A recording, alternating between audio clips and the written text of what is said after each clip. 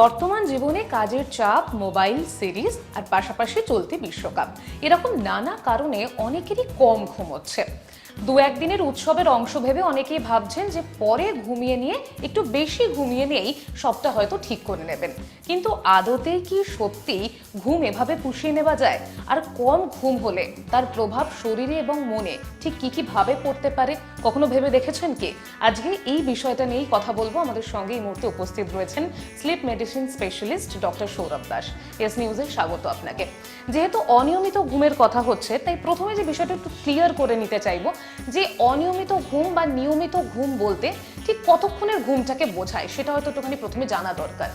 দেখুন, এটা আমি যেটা আমি ভাবি শুধু সেটাই ইম্পর্টেন্ট নয়। ইম্পর্টেন্ট হচ্ছে যে সারা পৃথিবীতে রিসার্চ কি বলছে এবং গাইডলাইন্স কি বলছে। এবং সেখানে দেখা যাচ্ছে যে সবাই রিসার্চ করে দেখা গেছে যে একজন অ্যাডাল্ট মানুষ, অর্থাৎ 18 থেকে 60 বা 65 বছর বয়স্ক মানুষের জন্য প্রতি 24 ঘন্টায় 7 থেকে 9 ঘন্টা ঘুম হওয়া উচিত। যদি 7 থেকে 9 ঘন্টাকে ঘুমোতে পারে তাহলে সেটাকে অপটিমাম স্লিপ হিসেবে ধরা হয়।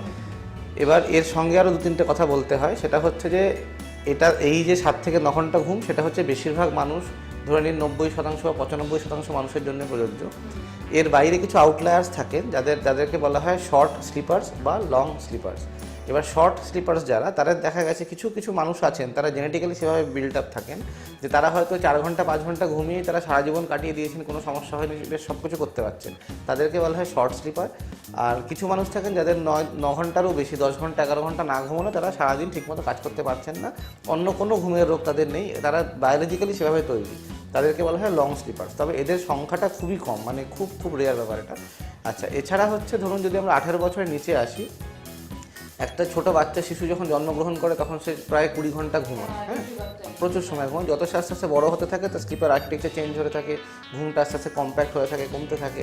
এবং যেটা সবথেকে বেশি চিন্তার বিষয় সেটা হচ্ছে যারা যখন স্কুল গোয়িং বাচ্চা বা অ্যাডোলেসেন্স, হ্যাঁ, তাদেরকে অ্যাডোলেসেন্ট পিরিয়ড যেটা, তাদের কিন্তু অন্তত 8 থেকে 10 ঘন্টা ঘুম হওয়া উচিত। আনফর্চুনেটলি আমাদের আজকের দিনে আমাদের দেশের যে এডুকেশন সিস্টেম বা যে টাইম সাইজ, যে টাইমিং যেরকম থাকে, যখন সকাল থেকে উঠে স্কুলে যেতে হয়, তারপরে বিকেলে বাচ্চারা বাড়ি আসে, টিউশন যায়, খেলতে যায়, এটা ওটা করে, আর অন্যদিকে তারা বাবা মারা তাদের অফিস টাইম করে অনেক রাত অবধি করে শুতে যাচ্ছে। তো ওইখানটায় গিয়ে কিন্তু একটা অটোমেটিক্যালি একটা সারা বছর ধরে যদি আপনি দেখেন যে বাচ্চাদের স্লিপ কিন্তু পুরোপুরি হচ্ছে না, খুব কম বাচ্চা আছে যারা হচ্ছে 8 থেকে 10 ঘন্টা ঘুমোতে পারে, তাদের সে সময়টাই নেই। সুতরাং এটা আজকে হয়তো আমরা বিশ্বকাপ নিয়ে আলোচনা করতে বসেছি বলে এটা নিয়ে ভাবছি, কিন্তু এটা কিন্তু একটা ক্রনিক একটা স্লিপ ডেফিসিট আমাদের সমাজে তৈরি হচ্ছে, বাচ্চাদের ক্ষেত্রে যথেষ্ট পরিমাণে এবং বড়দের তো আছেই। হ্যাঁ, আর এই যে আপনি কিছুক্ষণ আগে উল্লেখ করলেন যে অনেকেই আছেন যে খুব কম ঘুমান এবং সেটাতে অভ্যস্ত।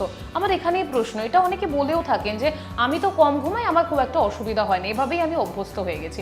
সত্যি এরকমভাবে কি অভ্যস্ত হওয়া যায়? এটা জানা। দেখুন, এটা অভ্যস্ত হওয়ার কোনো ব্যাপার নেই, এটা হচ্ছে যে জেনেটিক ব্যাপার। যারা বায়োলজিক্যালি শর্ট স্লিপার তারা সবসময়তেই কম ঘুমায়, তারা সেই ধরুন অ্যাডোলেসেন্স থেকে তাদের ঘুমটা কম দেখা যাচ্ছে এবং সে নর্মাল কাজকর্ম করতে পারছে।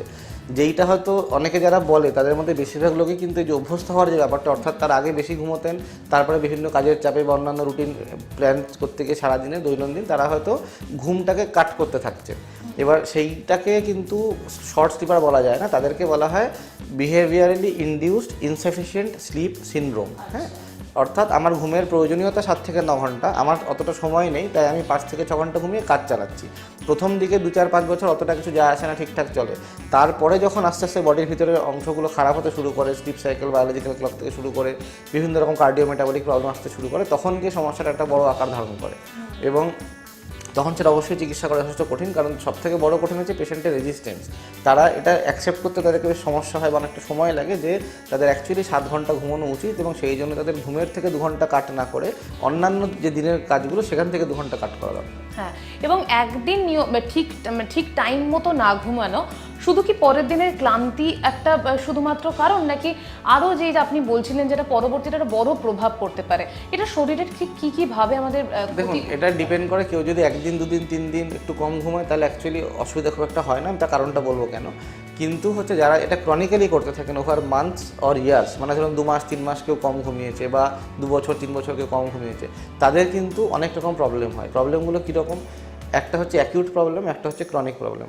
অ্যাকিউট প্রবলেমের মধ্যে যেটা হয়, যেটা মাথা ধরে থাকা, অ্যাটেনশন কমে যাওয়া, ফোকাস করতে না পারা, বা ধরুন কাজকর্মে ভুল ভ্রান্তি, বিশেষ করে যারা অ্যাকাউন্টসের কাজ করেন বা যারা ধরুন খুব প্রিসিশন ওয়ার্ক করেন, ফাইন মেশিনারি চালান, তাদের হাত কেঁপে যাওয়া, জিনিসপত্র হাত থেকে পড়ে যাওয়া, নাম মনে না পড়া, এই সব ধরনের জিনিসগুলো একটা কগনিটিভ ডেফিসিট তাদেরকে হয়, যেটা কিনা ইমিডিয়েটলি হয়। মানে ধরুন টানাকে 2-3 মাস ঘুমোলো না, দেখা তার ব্রেনটা ঠিকমতো কাজ করছে না, ঠিক আছে, এটা একটা সমস্যা হয়।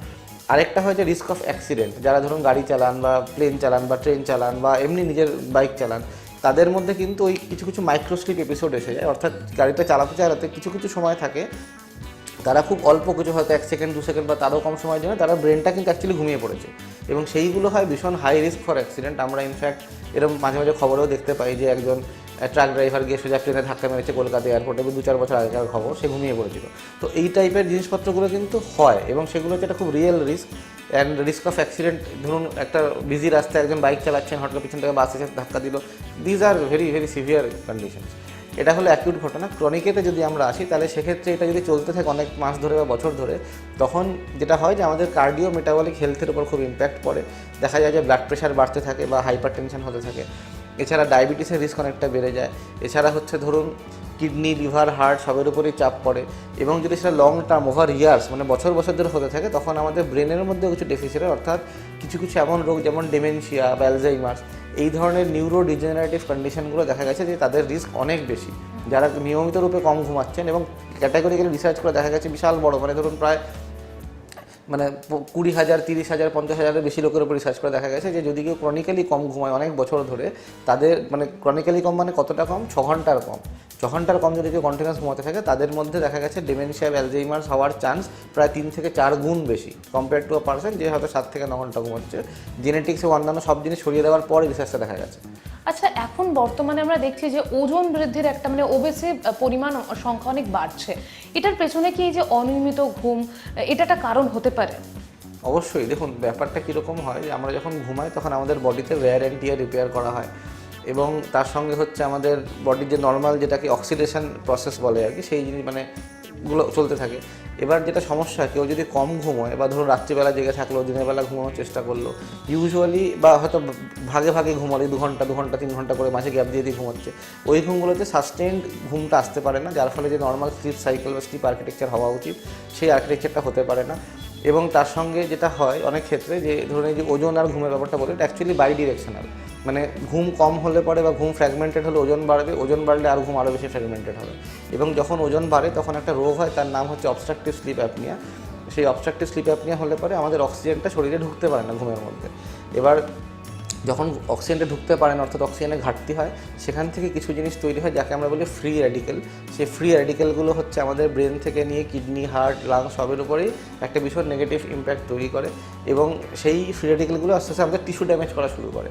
এছাড়া যেটা হয় যে যেহেতু অক্সিজেন হচ্ছে আমাদের বডির ফুয়েল, মেটাবলিজমের কাজ করে, ধরুন আমরা যে খাবারটা খাই তার যে অংশগুলো আছে কার্বোহাইড্রেট, ফ্যাট, প্রোটিন ইত্যাদি, সেগুলোকে অ্যাসিমিলেট মেটাবলাইজ করে আমাদের শরীরে অ্যাসিমিলেট করতে ওই অক্সিজেনের খুব বড় রোল থাকে। এবার অক্সিজেন যদি ক্রনিক্যালি ঘাটতি থাকে, তখন সেক্ষেত্রে জিনিসটা পুরোপুরি মেটাবলাইজড হয় না, অ্যাসিমিলেটেড হয় না, তখন সেটা কনভার্ট হয় ফ্যাটে, এবং সেই ফ্যাটগুলো হচ্ছে শরীরের বিভিন্ন বিভিন্ন জায়গায় জমতে থাকে এবং আস্তে আস্তে মানুষটির ওজন বৃদ্ধি পেতে থাকে। আচ্ছা, আর এখন আমরা দেখি যে অনেকে খুব একটুখানি মেজাজ হারিয়ে ফেলেন কথায় কথায়। মানে আমি এটা জানতে চাইছি যে কম ঘুমের কারণে আমাদের মানসিক কোনো পরিবর্তন বা মানসিক চাপ বা মানসিক কোনো রোগও কি বাড়তে পারে? অবশ্যই। দেখুন আমি আবারও বলছি, 2 দিন 3 দিন একদিন ঘুমে কম হয় ব্যাপারটা অতটা হয় না। হ্যাঁ, হয়তো একটু ইরিটেবিলিটি থাকলো, একটু রাগ হচ্ছে, একটু ভালো লাগছে না, মাথাটা ভার হয়ে আছে, প্রপার আমি ফিজিক্যালি ফিট ফিল করছি না, এগুলো হতে পারে একদিন ধরে। কিন্তু যদি কেউ দীর্ঘদিন এটা করতে থাকেন, কম ঘুমাতে থাকেন, তখন সেক্ষেত্রে কিন্তু মানসিক রোগ যেমন ডিপ্রেশন, অ্যাংজাইটি, হ্যাঁ, বা এই ধরনের আরও অনেক রকম মানসিক রোগ থেকে যেগুলো কিনা প্রেসিপিটেট করতে পারে। এমনকি কম ঘুমোয় যদি কেউ প্রচণ্ডভাবে কম ঘুমোলো, হয়তো সারা রাতে 2 ঘন্টা ঘুমোলো, 2 দিন 3 দিন 4 দিন। এবার যাদের বাইপোলার একটা রোগ হয় বা মেনিয়া বলে রোগ হয়, সেই রোগগুলো হচ্ছে যে যাদের টেন্ডেন্সি থাকে অলরেডি সেই রোগটা হওয়ার, যখনই একটা কম ঘুমের এপিসোড আসছে তারপর দেখা যায় সেগুলো ফ্লেয়ার আপ করছে বা সেগুলো প্রেসিপিটেট করছে। সুতরাং কম ঘুমোলে তো ডেফিনেটলি মানুষের মনের উপর ভীষণভাবে ইম্প্যাক্ট ফেলে। ডিপ্রেশন, অ্যাংজাইটি তো খুবই কমন ব্যাপার, অন্যান্য আরও সিরিয়াস মেন্টাল ইলনেসেও সেটা অনেক ক্ষতি করতে পারে। আচ্ছা, এবার আসি সেই বিষয়টা যেটা আমি প্রথমেই উল্লেখ করছিলাম, যে এখন বিশ্বকাপ চলছে এবং এবারে বিশ্বকাপের ম্যাচ প্রত্যেকটাই রাতে পড়েছে, মাঝরাতে কোনোটা। তো সেই জায়গায় দাঁড়িয়ে একটা অজুহাত বলা যেতে পারে কম ঘুম বা অনিয়মিত ঘুমের। সেই জায়গায় দাঁড়িয়ে যদি আমি দুটোকে ব্যালেন্স করতে চাই, কিভাবে করতে পারি? দেখুন, প্রথম কথা হচ্ছে বিশ্বকাপ একটা বেশ অনেক মাস ব্যাপী শিডিউল আছে এবছর। এবার ব্যাপারটা হচ্ছে, ধরুন একজন মানুষ যদি ভাবেন যে আমি আমার ফেভারিট টিম যদি ব্রাজিল হয় বা আর্জেন্টিনা হয়, আমি তাই শুধু ব্রাজিল বা আর্জেন্টিনার ম্যাচগুলো দেখবো, হয়তো 2 দিন 3 দিন 4 দিন একটা করে ম্যাচ আসছে, বিশাল কিছু অসুবিধা হওয়ার কথা নয় থিওরিটিক্যালি। কিন্তু এবার কেউ যদি ভাবেন যে আমি প্রত্যেকটা ম্যাচ দেখবো এবং টানা 2-3 মাস ভালো করে ঘুমাবো না, তাহলে তার কিন্তু একটা সিরিয়াস ইম্প্যাক্ট আছে। এই বিষয়ে যখন কথা উঠেছে, আমি দুটো টার্ম বলতে খুব ইচ্ছা করছে এখানে। একটা হচ্ছে স্লিপ ব্যাংকিং, আর একটা হচ্ছে স্লিপ ডেট। যেরকম আমরা ধরুন ব্যাংকে টাকা রাখি, এবার কেউ হয়তো বাড়ি বা ফ্ল্যাট কেনার জন্য ব্যাংক থেকে লোন নেয়, সেটাকে ডেপ্ট বলা হয়। আর ব্যাংকে যখন টাকা রাখা হয়, যখন ফিক্সড ডিপোজিট বা কিছু করে রাখা হলো বা এমনি সেভিংস অ্যাকাউন্টে রাখা হলো, সেটা হচ্ছে যে ব্যাংকিং, মানে ব্যাংকে যে প্রসেসগুলো ইউজ করি। একই রকমভাবে যখন আমরা ঘুমোই, অনেক সময় এটা দেখা গেছে রিসার্চ করে, এটা অ্যাকচুয়ালি অ্যাপ্লিকেবল। যে ধরুন আমি জানি যে কালকে রাত জেগে আমাকে ম্যাচটা দেখতে হবে, আজকে আমার কাছে একটু সময় আছে, আমি যদি আজকে 2-3 ঘন্টা এক্সট্রা ঘুমোতে পারি, তাহলে সেটা হচ্ছে আমার স্লিপ ব্যাংকে জমা হবে। এবং তারপরে আমি যখন সেই রাত্রিবেলা আবার জেগে থেকে পরের দিন আবার কাজ করতে যাব, আমার কিন্তু কষ্ট হবে, কিন্তু অতটা কষ্ট হবে না, বিকজ অলরেডি স্লিপটা জমা আছে। আর উল্টো দিকে আমার স্লিপ কোনো জমা নেই, অথচ আমি 2-3টে পরপর ম্যাচ দেখে ফেললাম, তাহলে আমার স্লিপ ডেট তৈরি হবে যে আমার যতটা ঘুমানোর দরকার, ব্রেন যতটা ঘুম চায় তার থেকে আমার অনেক ঘন্টা কম ঘুমোচ্ছি, অর্থাৎ ব্রেন এবার চাইছে ঘুম দাও ঘুম দাও। এবার যেরকম ইএমআই বলুন বা ওই লোন রিকভারি এজেন্টরা এসে বারবার হানা দেয় বাড়িতে, সে একই রকমভাবে হচ্ছে দিনের বেলা যখন সে কাজকর্ম করছে বা অফিসে রয়েছে বা যাই গাড়ি চালাচ্ছে, বাইক চালাচ্ছে, তখন ওই ঘুমগুলো এসে মাঝে মাঝে তার ভিতরে ঢুকে যাচ্ছে এবং তার থেকে রিস্ক তৈরি হচ্ছে। আচ্ছা, এবং এই জায়গায় দাঁড়িয়ে অনেকেই আছেন যে এখন নয় বিশ্বকাপের ম্যাচ রয়েছে, কিন্তু পাশাপাশি যদি সিনেমা দেখার থাকে, সিরিজ দেখার থাকে, অনেকেই মাঝরাতে ঘুমটাকে একটুখানি কাটানোর জন্য অনেকেই কফি বা চা খেয়ে থাকেন। এই প্রবণতাটা কি আরো আমাদের প্রচণ্ডভাবে ডেঞ্জারাস, কারণ মনে রাখতে হবে যে কফি বা কফি বা চাতে তো ক্যাফেইন থাকে। এবার ক্যাফেইন হচ্ছে আমাদের ঘুমের ডিরেক্ট অ্যান্টাগনিস্ট, অর্থাৎ আমাদের ব্রেনে একটা কেমিক্যাল থাকে যার নাম অ্যাডিনোসিন। ওই অ্যাডিনোসিনটা আমাদের ব্রেনের একটা বিশেষ রিসেপ্টরে গিয়ে লাগলে তারপর ঘুমটা আসে। এবং অ্যাডিনোসিন সকালে যখন আমরা ঘুম থেকে উঠি তখন পরিমাণে কম তৈরি হয়, সারাদিন যত আমরা অ্যালার্ট থাকি, কাজ করি, অ্যাডিনোসিন বেশি বেশি তৈরি হয়। সেই অ্যাডিনোসিনটা জমতে থাকে, একটা সার্টেন পয়েন্টে পৌঁছানোর পর সেই অ্যাডিনোসিনটা আমাদের ব্রেনের রিসেপ্টরে গিয়ে লাগে এবং ঘুম চলে আসে। এবার একটা সিস্টেম।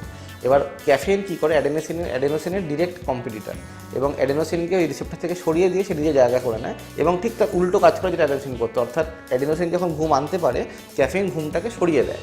এবারে এটা একটা পার্ট গেল। সেকেন্ড থিওরি হচ্ছে যে ক্যাফেইনের হাফ লাইফ হচ্ছে 6 ঘন্টা। অর্থাৎ আপনি যদি 1 কাপ কফি দুপুর 12টার সময় খান, তাহলে তার 6 ঘন্টা বাদে, অর্থাৎ বিকেল 6টার সময় হাফ কাপ কফি আপনার সিস্টেমে রয়েছে ইনক্লুডিং ক্যাফেইন। আরও 6 ঘন্টা বাদে, মানে রাত 12টার সময় 1/4 কাপ কফি কিন্তু সিস্টেমে রয়েছে। এবং এই 1/4 কাপ কফি কিন্তু আপনার অ্যাডিনোসিনের সঙ্গে কম্পিটিশন করছে যে কে ওখানে রিসেপ্টরে লাগবে, তার ফলে ডিটারমাইন হচ্ছে যে আপনি ঘুমোতে পারবেন কি পারবেন না। এবার যাদের স্লিপ ড্রাইভটা খুব স্ট্রং তাদের অতটা প্রবলেম হয় না। অনেক মানুষ যারা বিভিন্ন রকম নিদ্রা রোগে ভোগেন বা এমনিতেই স্লিপের প্রবলেম আছে বা পাতলা ঘুম, তাদের ক্ষেত্রে কিন্তু ওটা যেটুকুনি থাকে ওটা অ্যাডিনোসিনকে সরিয়ে দিয়ে ঘুমটাকে ভালো রকম ডিজার্ভ করতে পারে। আর রাত্রিবেলা যদি কেউ কফি খায়, তাহলে আপনি ভাবুন যখন অ্যাডিনোসিনটা তার পিকে রয়েছে, সেইখানে কফি এসে সব অ্যাডিনোসিন একবারে সরিয়ে দিল। দ্যাট ইজ মানে extremely dangerous, I would say. আচ্ছা, এবার আমি একটু জানতে চাইবো যে এইটুখানি তো পরিষ্কার যে শরীরকে সুস্থ রাখতে গেলে ঘুমটা খুব ইম্পর্টেন্ট। এবার ঘুমটাকে সুস্থ মানে চালিয়ে নিয়ে যাওয়ার জন্য আমাদের কী কী করতে হবে সেটা যদি একটু পরামর্শ দিতেন। দেখুন, যেরকম বললাম, ওয়ার্ল্ড কাপ ম্যাচগুলো প্রত্যেকটা ম্যাচ না দেখে নিজের পছন্দের টিমের ম্যাচগুলো দেখা উচিত। অবশ্যই ফাইনাল সেমিফাইনালগুলোকে দেখবেই, এবং সেইটার সাথে সাথে তার দিনের ওয়ার্ক শিডিউল বা রাতের ওয়ার্ক শিডিউলটাকে রিশিডিউল করা এবং সেখানে এক্সট্রা করে ঘুমিয়ে নেওয়ার বন্দোবস্ত করা। যে আমি ম্যাচের আগে যখন 1-2 দিন আগে একটু বেশি করে ঘুমিয়ে নিলাম বা ম্যাচের পরে একটু ঘুমিয়ে নিলাম। ঘুমটাকে টানা 3 মাস ধরে ডেটে রাখা উচিত না, এবং এটা অবশ্যই করা উচিত। শিডিউলটা ঠিকঠাক করা উচিত। রাত্রিবেলা যখন ওয়ার্ল্ড কাপ ম্যাচ দেখে লোকে, তখন দেখতে তারা খাবার প্রবণতা আসে, সেখানে চেষ্টা করতে হবে এমন কোনো খাবার না খাওয়ার যেগুলোতে ক্যাফেইন জাতীয় জিনিস থাকে, অর্থাৎ কফি, চা, কোল্ড ড্রিঙ্ক এগুলো অ্যাভয়েড করা। হ্যাঁ, সেখানে বরঞ্চ কিছু ধরুন হেলদি ডায়েট যেগুলো হয়, স্যালাড কেউ খেতে পারেন বা হয়তো হালকা ফুলকা কিছু নন ফ্রাইড জিনিসপত্র খেতে পারেন, সেগুলো খেলে পরে ওভারঅল ঘুমের উপর চাপটা কম পড়বে। এছাড়া হচ্ছে যে সত্যি বলতে কি, ওয়ার্ল্ড কাপের টাইম লিমিটেড এপিসোড যে 2 মাস বা 3 মাস, ওটাতে যে খুব বড় সমস্যা হয় তা নয়, কিন্তু যেটাতে প্রবলেম হয় সেটা হচ্ছে যে ওয়েব সিরিজ বা সিনেমা দেখা। রাত্রিবেলা এখন লোকে ওটিটি প্ল্যাটফর্মে সারাদিন অফিসে থাকে, টাইম পায় না, রাত্রিবেলা সে পরপর সিনেমা বা সিরিজ দেখে চলেছে। এবং সেই জায়গাটাতে যেহেতু তার কোনো লিমিট নেই, একজন মানুষ সেটা করতে 6 মাস, 1 বছর, 2 বছর কাটাতে পারেন, তার থেকে কিন্তু অনেক রকমই এইসব প্রবলেমস ডেভেলপ করে। একদমই তাই। Thank you so much sir আমাদেরকে সময় দেওয়ার জন্য।